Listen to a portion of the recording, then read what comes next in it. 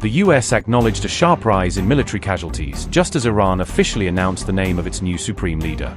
Ayatollah Mujtaba Khamenei mutabani w'okubiri wa Ayatollah Ali Khamenei kati omugenzi. Ono yazaalibwanga mu 8 omwezi ogw'omwenda mu mwaka gwa 1969 nga wa myaka 56. Nnyina Masoule Khojastel Bagazada naye bamutta ne kitaawe, mwannyina omuto ne mukyala we bonna babatira mu nnumba. Amerika ne Israel ze babakolako. Alina baganda be bataano okuli Mustafa, mukulu we Masud ne Meisam Kosa Boshira ne Hoda banyina abato. Jjajjawe ye Javad Khamenei nga bazaalibwa mu famire enjavu era bamufuna mpola. Mujtaba musajja atanyigirwa mu nnoga. Yayingira eggye lya Iran erya Islamic Revolutionary Guard Corps mu 1987 nga yakamaliza emisomo gye ku myaka 17. Ono yenyigira butereevu mu kulwana mu lutalo olwa Iran ne Iraq olwaliwo wakati wa 1980 ne 1988 nga mulenzi muto okutuusa we baatuuka ku nzikiriziganya. Mu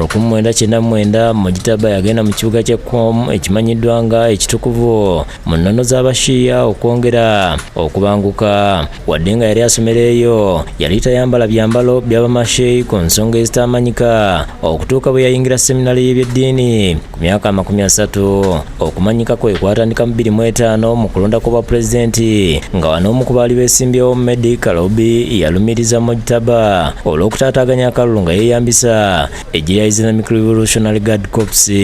Akalulu ako kawangula Mohamed Ahmed Nejad ng'ono yalina akali akaani. Teyakoma okweraba amulumiriza okukwata mu kalulu nga Ahmed Nejad awangudde ekisanja ekyokubiri ekyaviirako okwekalakasa mu Iran okwatumibwa Green Movement.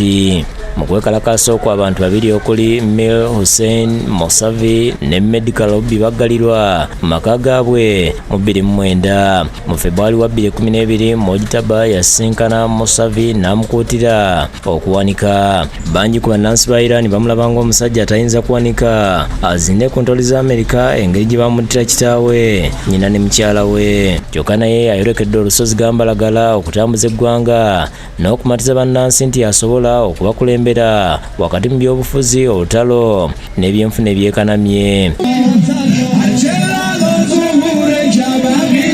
Mu kiseera kino Amerika ne Israel zimutaddeko amaaso nga naye bamwewerera okumutta nga bwe bakola ku kitaawe. שני לוחמי הנדסה מאוגדה 91. רב סמל מאיר חתר, בן 38 ממג'דל שמס,